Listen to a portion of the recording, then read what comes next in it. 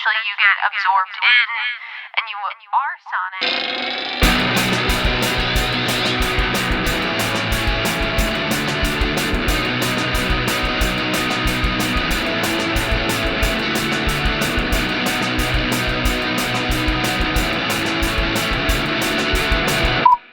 Hey everybody, welcome back to No Repeat. It's a podcast where we pick 3 songs every week with no repeats and no do-overs to create the perfect anthem for your campaign of revenge. I'm Taylor Olmstead and I'm joined by my 2 co-conspirators in this plot to avenge our fallen. Tyler Reed. I feel like this is the part where I would have like a Batman line or something. So instead I'm just gonna make a grumble. And Sean Evans. Best served cold, I guess. Nice cold brewed revenge on Nitro. Tyler, what was our challenge this week? This week, challenge to find the perfect song for when you enact vengeance after a lifetime of pursuit. Submitted by Rory Snake. If you want to submit your own challenge, you can check our description of the podcast episode. You can find our Discord. You can always submit those there. Or send us an email, norepeatpod@gmail.com. Thanks so much. So we're enacting vengeance after a lifetime of pursuit. Uh-huh. Obviously, none of us have done this because we have not lived a lifetime to pursue this vengeance that we're discussing. I mean, that you know of. That I know of, yeah. Maybe you guys have secret revenge plots that I don't know about. Where did your minds take you reading this challenge? Because it's pretty specific. Did you have like an image or like a story that you're kind of looking for? Nothing? Sean's not a very vindictive person. He says, I wouldn't know a revenge if it bit me in the face. It's not my style. You've never harbored ill will towards another for an extended period of time? I mean, because I don't like somebody doesn't mean I want to have vengeance on them. Well, Yeah, I feel like Sean is Don Draper when the junior associate says, I feel sorry for you. And Don Draper says, I don't think about you at all. I don't think about you at all. Yeah. That's more Sean's approach. Tyler, did you have a particular vengeance in mind? Not personally, but like, is there a story or something that you're after here? I was gonna say, I feel like I've been wronged at many points in my life in which I would be more than happy to provide a mild form of vengeance upon, but you know, that's what I go to therapy for. But what I was kind of thinking about so I think the wording of this is particularly important, where it's like, I think the lifetime of pursuit is I feel like a thing that I think is important to note on, because I feel like if your life is dedicated to that sort of like singular task, you aren't exactly going to be having a great time. Like, I feel like there's going to be a sort of a void. You know, like, I feel like you finally get the revenge and you feel empty inside. You don't get what you really want. That's what media has taught me. Not that I would know personally, but like, you know, I feel like there's lots of stories that we are like taught in our life, and we sort of like, we talk about where it's like, well, you could like kill somebody, but it's like this person that wronged you or whatever, you know, like a la Game of Thrones or whatever, and it's like, it doesn't do anything. You know, it's like you might feel something in the short term, but like, what did you really do? You succumb to your emotions. Yeah. And so I really kind of wanted to play with that, you know. That's why Batman doesn't kill the Joker. He just locks him up. Well, that's complicated. Yeah, right. Yeah. No, I understand where you're at. I think I was in a similar vein but I wasn't so much focused on the obsessive nature of this as it was like I kept thinking of living well is the best revenge. Like your success is revenge against the people who doubted you or the people who held you back. And so I started to go down this like telling off the haters kind of direction, but it quickly just turned into like the really braggy rap songs of the mid 2010s. And I was like, nah, I don't really want that. And then I was like, well, maybe it's like a breakup thing and like vengeance from a breakup. And there were some good answers for that. But a lot of them felt a little too immediate. They didn't feel that lifetime part. Like, obviously, the queen of the revenge ballad of the last like 10 or 15 years is Carrie Underwood. And she's got a ton of them. She's got a ton of great ones. But Before He Cheats isn't exactly a lifetime of pursuit. You caught him cheating and you walked outside the bar and keyed his car. Like, that's not... Yeah. Very instantaneous. Yeah, it's a snap judgment reaction. I wanted something that was more prolonged, more the slow fight rather than the quick assault of vengeance, if you will.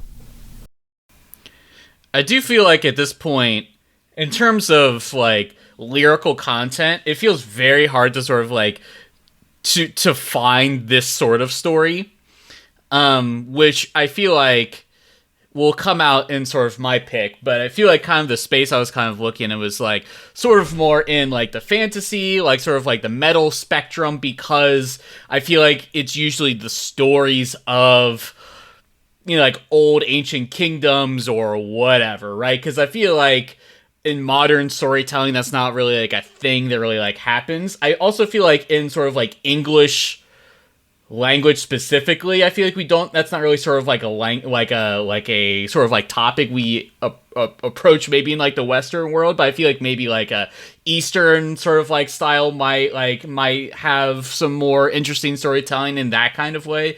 I feel like they're much more sort of like flowery sometimes, like kind of in like in the way they compose songs. But I feel like we are very like in like pop media, we're very literal, very like straightforward. And so I felt like I kind of had to kind of search the periphery for kind of like a song that felt like fit what was kind of going on.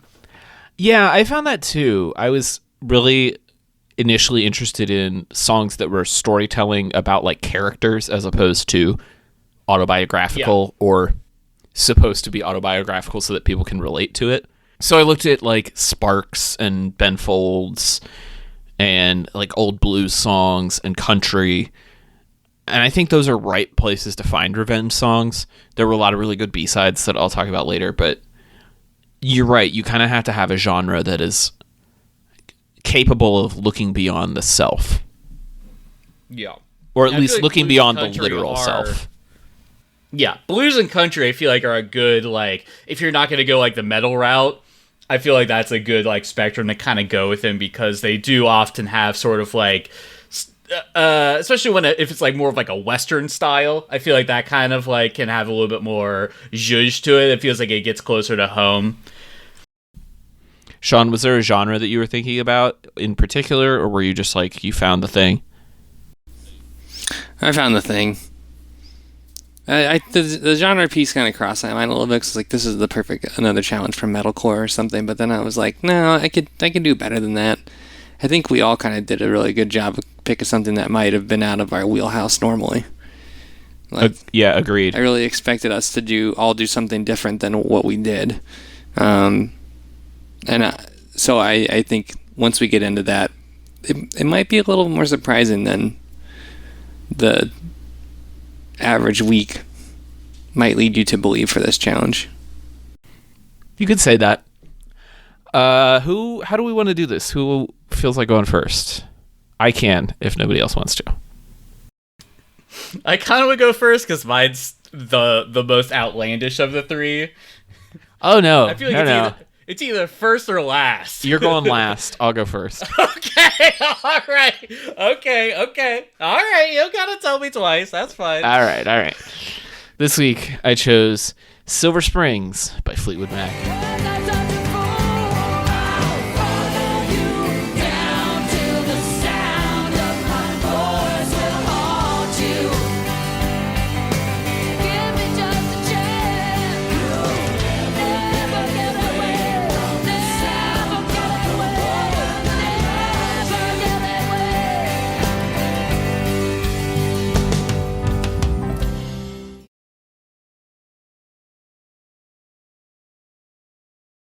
I mean, it's perhaps the most literal incarnation of this challenge. It's a now infamous vengeance ballad. But I think it's still underappreciated unless you know about it. And as soon as you know about it, I feel like everybody that I know that's ever heard of this song or especially seen this video, they just can't stop talking about this song for like weeks afterward. And it's because of the story of how we get this song. So this song was written during the period when Fleetwood Mac is writing Rumors, when the band is composed of two couples who are both going through breakups at the same time and writing songs about each other and engaging in love triangles. Which you could stop right there. It'd be like, anything off Rumors probably would be great pick for this challenge in general. Yeah. But here's the thing about Silver Springs.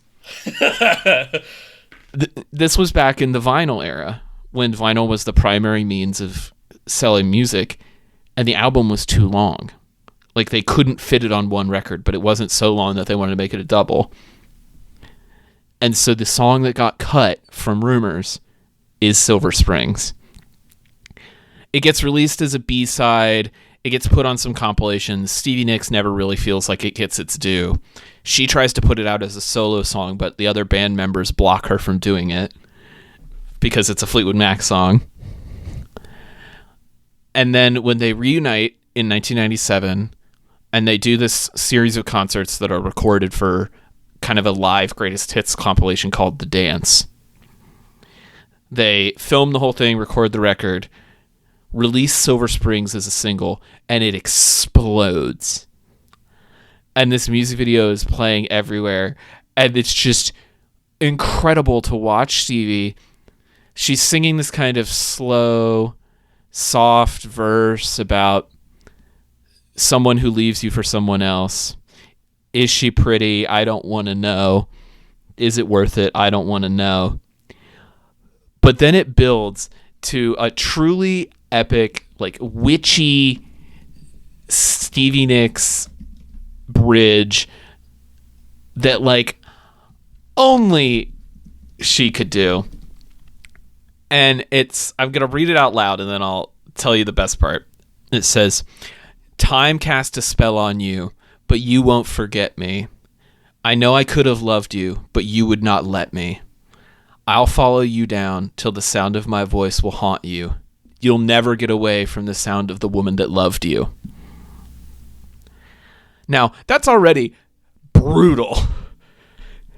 But remember, the most famous version of this song is a live Fleetwood Mac version. And you could watch the video, and I highly encourage it. It'll be linked to the show notes. Throughout that whole section, Stevie Nicks is just staring down Lindsey Buckingham, who she wrote this song about, and is now performing it at him 20 years later. And he just has to stand there and sing backup vocals that are about him. Literally, she is haunting him with the sound of the woman that loved him.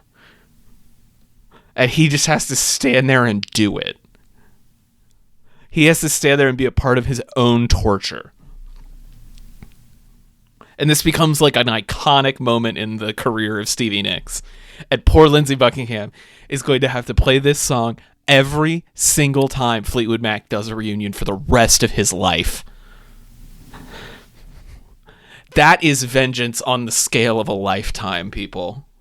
She fought for 20 years to get this song out there, and it deserved it.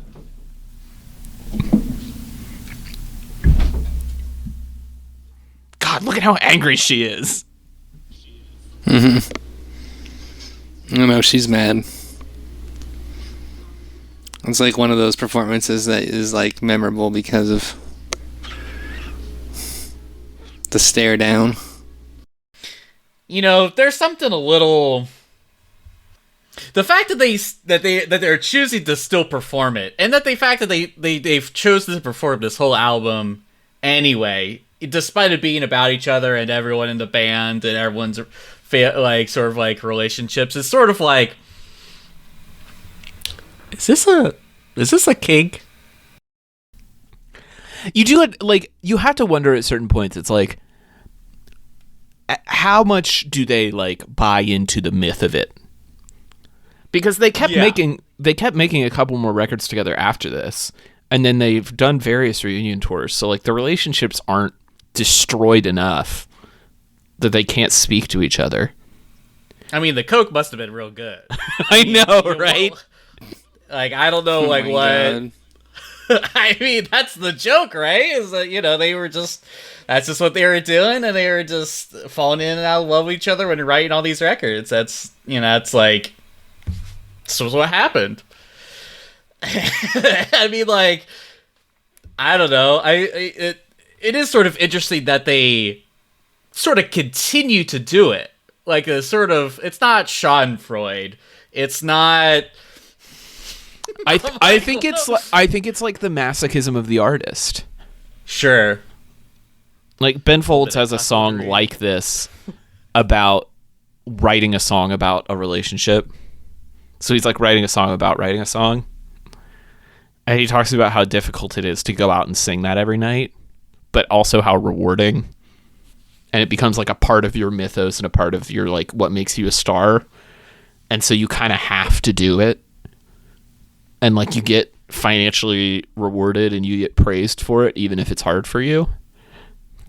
That's what I imagine is happening here. They don't love to sing this. I mean, Stevie clearly does, but everyone else doesn't seem to. But they're getting paid.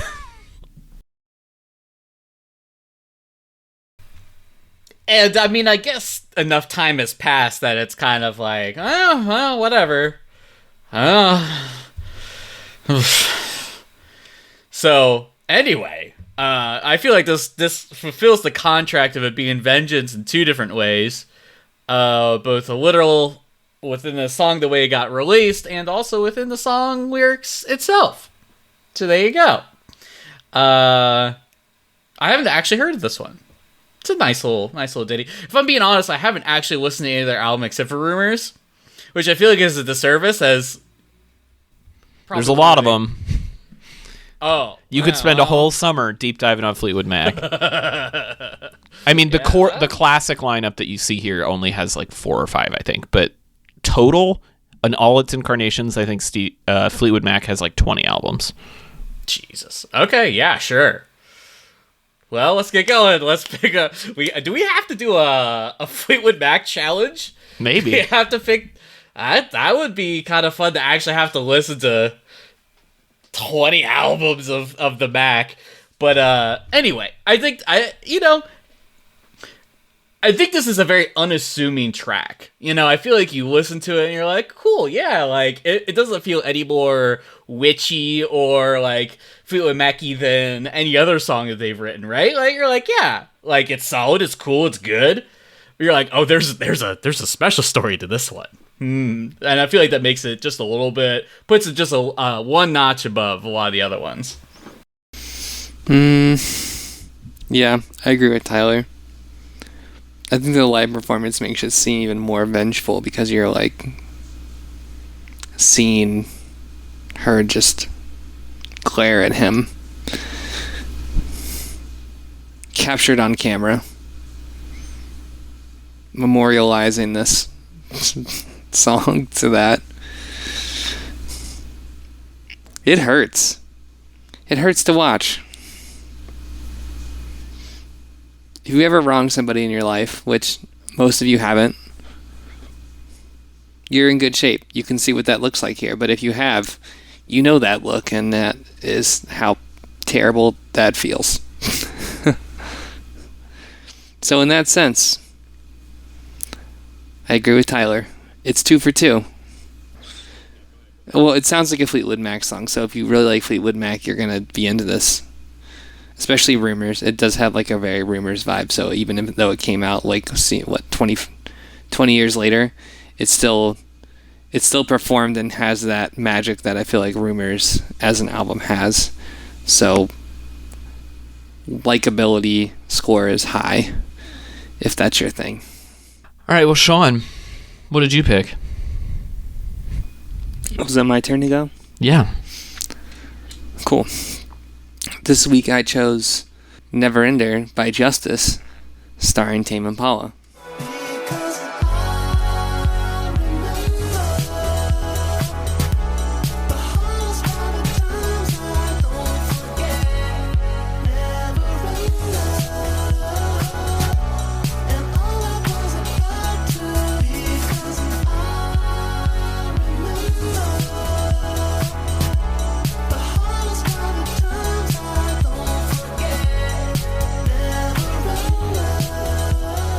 So, people that heard Billy Joe Armstrong's Middle School Notebook last week, this week, you know when you heard it, heard me talk about this song.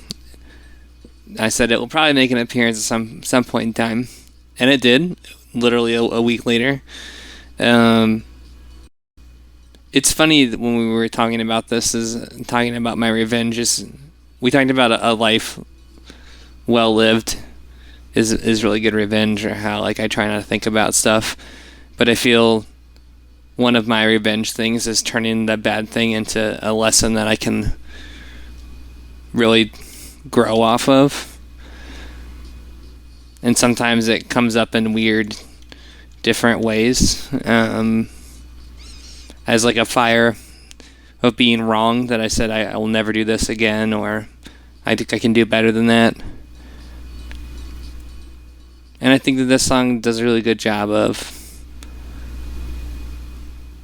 capturing that sort of vengeance. Not like an evil vengeance or a dark vengeance, but that moving on vengeance. The first time I heard this song, I was really hoping that it was going to be signaling the release of a new Tame Impala song and not a Justice album, like a new, and I don't think it is, which kind of stinks. But I love that the club beat sound that it has, and all the cool synth textures that come through. I think Kevin's voice sounds really nice with everything, and the way that stuff kind of comes in and out. I feel like there's a couple of intentional beat skips in it too that make it really fun to listen to sonically. So you get in it. I think that there's a nice juxtaposition between the lyrics and the upbeat of the club synth feel thing, and that's what makes it kind of stick out of my mind and makes me want to listen to it all the time. I'll pick it in June, so it can't be my song of the year, but I really, really, really like this song. So you messed up. Yeah. You messed up picking it so it's soon. Okay. No, it's okay. The bar has to be high for the song of the year. So this is really good, but It's fine. Again, Go ahead, Taylor. I just wanted to express my frustration. No, go ahead. Just say your piece now. I mean, Sean really chose violence by choosing a real heater right out the gate. He talked about it. He brought it out. Honestly, I have more to say about the album release just in general about this than necessarily about the song, which I will also talk about. But I want everyone to stop comparing this to Cross. Everyone in the music industry is just like, this isn't like Cross. This isn't like their first album they made like 10 years ago. It's like, bro, they came out with like 4 albums since then. If they don't sound the same since that first one, they obviously have moved on from it. This is hot. This song sounds hot. The album's hot. I need to give it more of a listen, but generally, it's a real heater. I'm into it. What's funny is that as Sean picking this, because it's literally a song for me, because it's just repeating the chorus. It just goes over and over and over again. Just, ooh, but it's so good. I think Kevin's vocals, I don't know if I would I have imagined him working with Justice? No. It's a little bit of like two different flavors that taste great together that I wouldn't have expected. but he does kind of do a good job as like kind of like that ethereal girl on like a dance track that just kind of says like whatever garbage. But yeah, I mean, I think this kind of goes closer and more towards like sort of like the disco, sort of more dancey than I feel like they're more rock centric albums they've been coming out with lately. So I think this bridges the gap really nicely. You know, now that I kind of like looked at the lyrics, you know, like I feel like when Sean put this in, I was like, he's just put this in because it's hot. But you know, it's kind of I feel like it is not.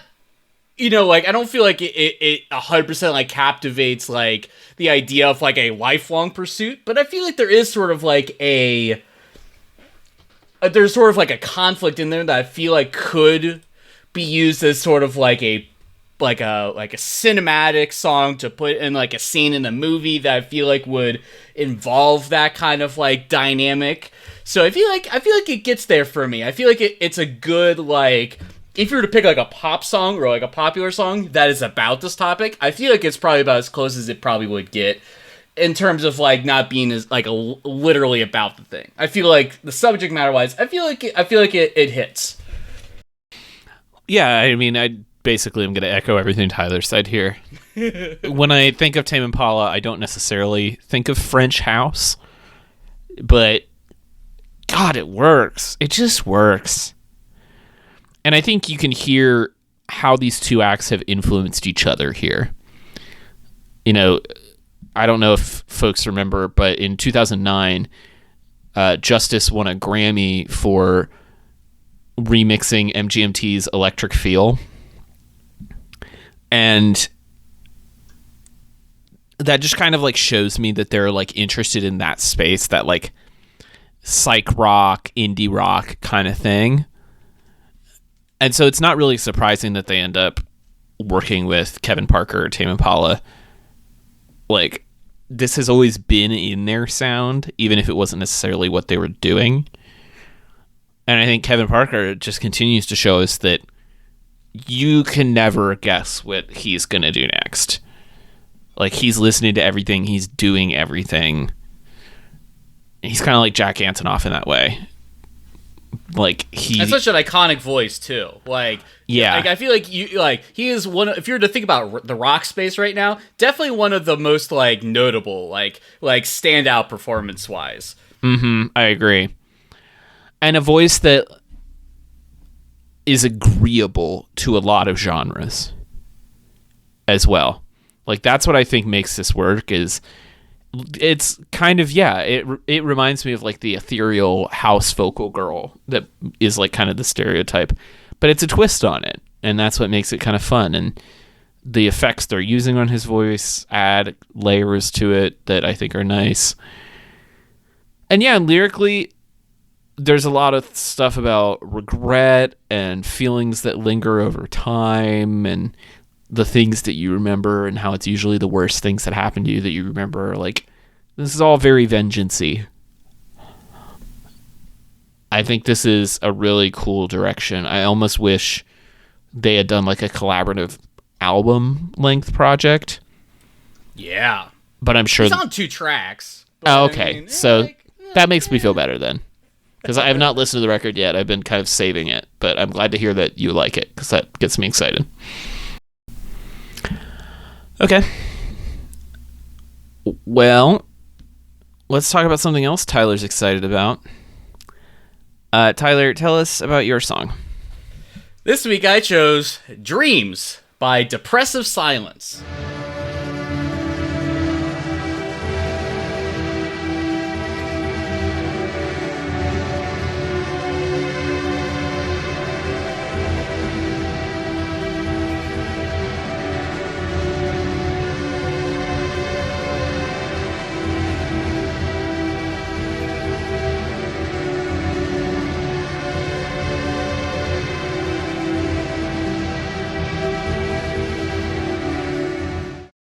All right, folks, we're back in the Dungeon Synth corner.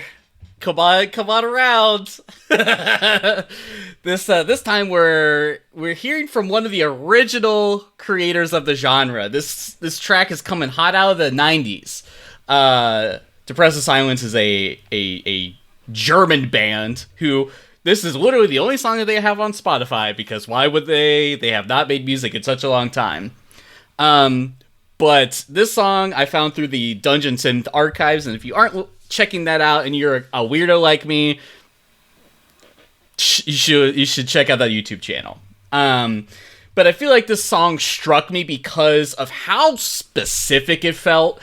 Like, it is such a...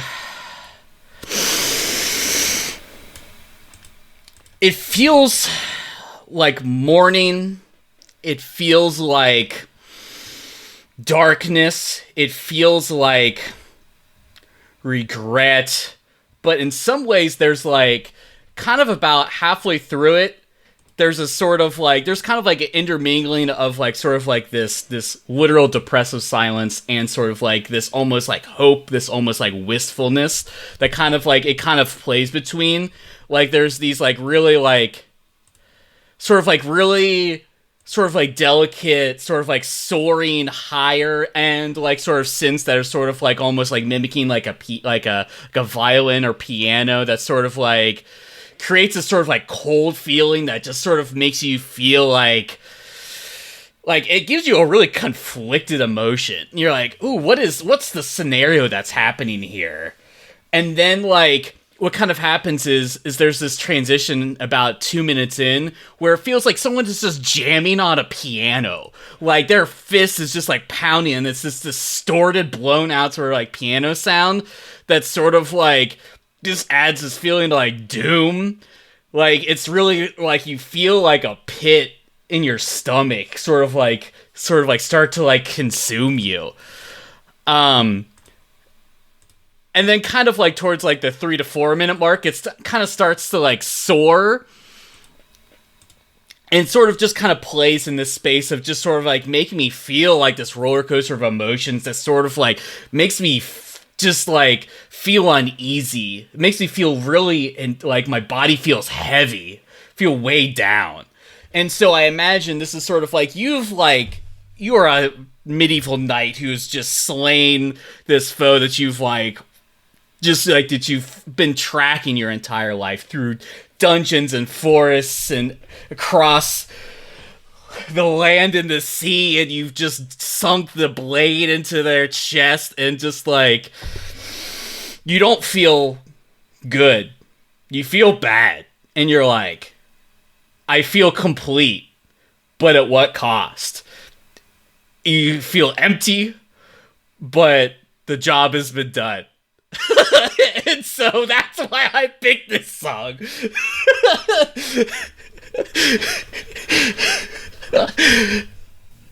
Yeah, man. I mean, it's all of those things. I think it suffers for me the problem that Dungeon Synth has always suffered when you've brought it to us.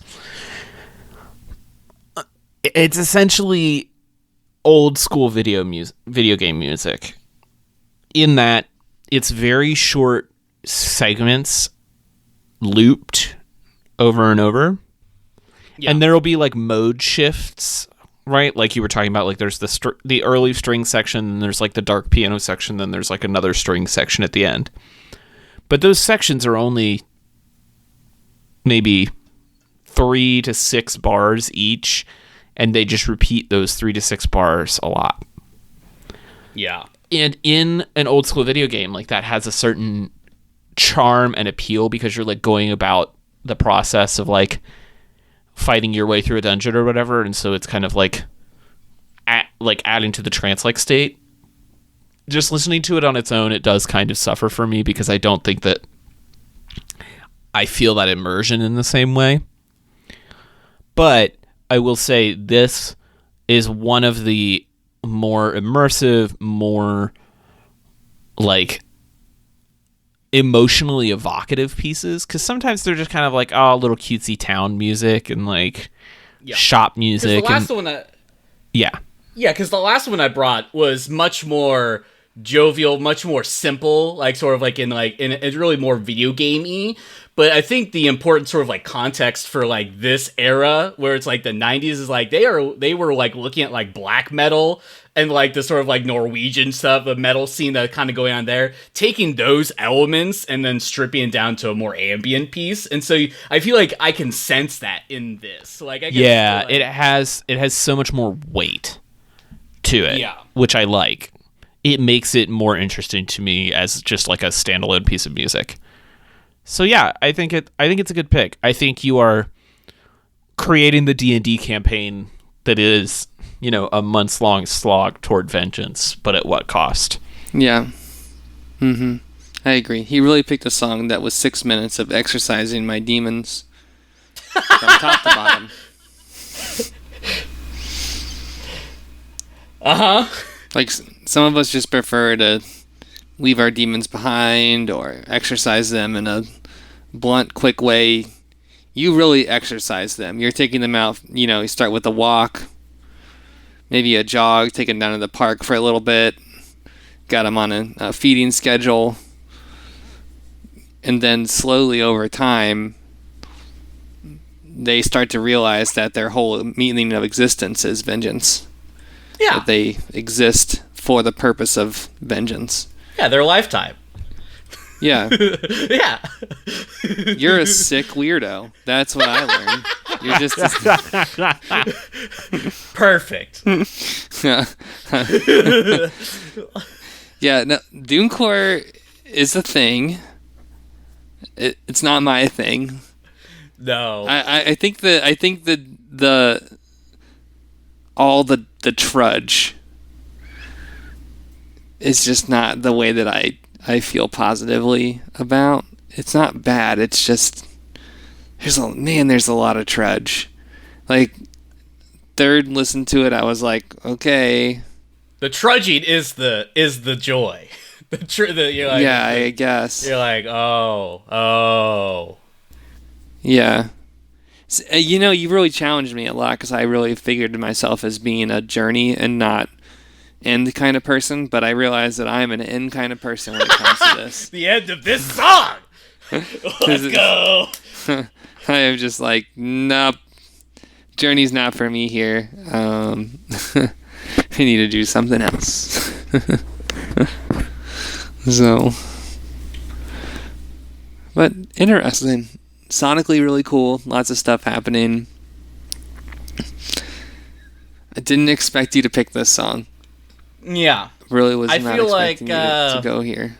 I feel like that's the joy I bring to the show is the real Zed direction. I just say I decide to pick the song that says, "What if I go to the periphery of what is listenable and pick from there, forage for the bushes of the fringe." Yeah. Well, I mean, yeah. Well, speaking of bush from the fringe, I don't see any listener submissions here. No. Nobody is shocking. had anything to say. Yeah, I guess it's just an us problem.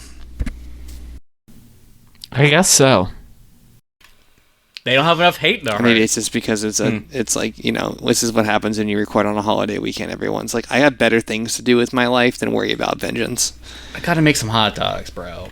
Yeah, right, exactly. This is a jovial time for me, so figure it out later.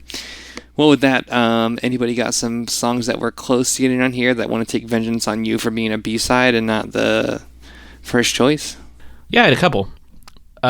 Sundown by Sunhouse. No You Don't by Nine Inch Nails. And very, very, very strong contender this week. Almost picked it. Goodbye Earl. Either the Chicks version or the surprisingly good punk rock cover by Me First and the Gimme Gimmes. Nine Inch Nails, Trent Reznor's the kind of guy that would have a lifetime of vengeance. Yeah. He has many projects for lifelong vengeance going at once. He's a multitasker. I don't have any B-sides this week. I have a whole laundry list of stuff ain't nobody gonna listen to, so just type in Dungeon Synth, you'll find something. Well, Tyler, if people want to join you in your Don Quixotic quest, where can they find you? Hey everybody, you can find my design and illustration work at rudepets.club. As always, you can find me on socials, Rude Pets Club on TikTok, Instagram, and Twitter. Sean, if people want to burn off their fingerprints and start a new life up north with you, where can they do that? Find me on the North Coast on Instagram at TellySean. And if you want to reform your 30-year-old band and force your bandmates to sing breakup songs about each other with me, you can find me on the socials at TC Olmstead. All of these songs will be on the official No Repeat podcast playlist. And we'll be back next week with another episode of No Repeat.